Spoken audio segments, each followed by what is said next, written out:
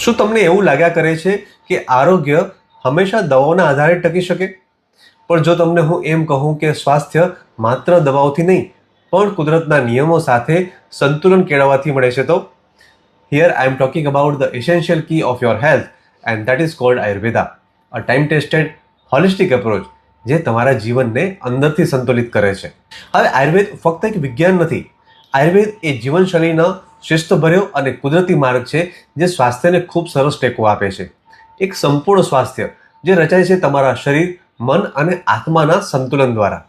આયુર્વેદ દ્વારા સ્વસ્થ વ્યક્તિ કેવું હોય તેના જવાબમાં આચાર્ય એવું કહે છે કે પ્રસન્ન આત્મ ઇન્દ્રિય મનાહા સ્વસ્થ ઇતિ અભિધીયતે.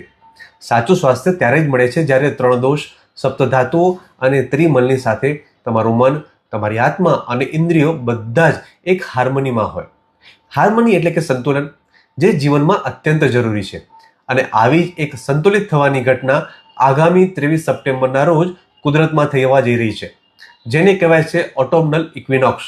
આ પ્રકૃતિની એક અનોખી ઘટના છે કે જ્યારે દિવસ અને રાત લંબાઈમાં સંપૂર્ણપણે સમાન હોય છે. અ complete balanced day and night.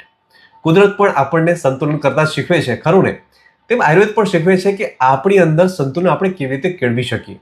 અને તેથી જ આ દિવસે એટલે કે 23 સપ્ટેમ્બરના રોજ રાષ્ટ્રીય આયુર્વેદ દિવસની આપણે ઉજવણી કરવા જઈ રહ્યા છીએ. અને આ વર્ષે આયુર્વેદ દિવસની થીમ છે Ayurveda for people and planet. That remind us કે વ્યક્તિગત સુખાકારી અને પર્યાવરણનું રક્ષણ બંને એક સાથે ચાલે છે, હેન્ડ ઇન હેન્ડ. દિનચર્યા અને ઋતુચર્યાનું પાલન કરવું, ક્વોલિફાઈડ આયુર્વેદિક ડૉક્ટર દ્વારા આહાર વિહારના નિયમો જાણીને આયુર્વેદિક ઔષધોનું માર્ગદર્શન મેળવવું, પંચકર્મ દ્વારા શરીર શુદ્ધિ કરવી અને સાથે સાથે પ્લાસ્ટિકનો ઓછો ઉપયોગ કરવો, વનસ્પતિઓ માટે કૃત્રિમ રસાયણની જગ્યાએ સજીવ ખેતી વગેરે જેવી બાબતો દ્વારા માત્ર વ્યાધિનાશ આપણે નથી કરતા, પરંતુ રોગ નિવારણની સાથે સાથે વોકલ ફોર લોકલ બનીને ટકાઉ અને સજીવ ખેતીને પ્રોત્સાહન આપીએ છીએ, પ્રદૂષણ ઘટાડીએ છીએ અને આવનારી પેઢી માટે જૈવિક વિવિધતા જાળવીને એક તંદુરસ્ત અને સંતુલિત પૃથ્વીના વાતાવરણને પણ આપણે તૈયાર કરીએ છીએ. આયુર્વેદ એ મનુષ્યો, પશુઓ, વનસ્પતિ એમ આપણા બધા માટે છે.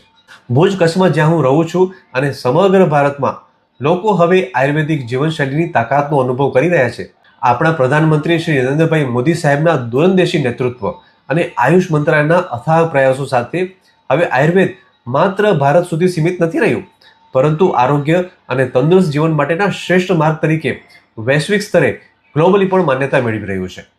એક આયુર્વેદ ડૉક્ટર તરીકે મને ભારતના આ આરોગ્ય અને સુખાકારીના વારસાને આગળ વધારવાનો ગર્વ છે. અને હું આપ સૌને આ આયુર્વેદ દિવસ પર મારી સાથે આ યાત્રામાં જોડાવાનો આગ્રહ કરું છું. Let's come together to spread awareness and promote the wisdom of Ayurveda. ચાલો સાથે મળીને એક પોઝિટિવ ચેઇન બનાવીએ. જો આયુર્વેદે તમારા જીવનમાં કોઈ પણ તબક્કે પરિવર્તન લાવ્યું હોય તો નીચે કમેન્ટમાં જરૂરથી લખો, જેના દ્વારા અન્ય લોકોને પણ આયુર્વેદને અપનાવવા માટેની પ્રેરણા મળશે અને આપણે આયુર્વેદ દ્વારા એક તંદુરસ્ત પૃથ્વી પર તંદુરસ્ત સમાજની રચના કરી શકશું. આયુર્વેદ અપનાવો, સંતુલિત રહો. આપ સૌને રાષ્ટ્રીય આયુર્વેદ દિવસની સ્વાસ્થ્યસભર શુભકામનાઓ. જય આયુર્વેદ.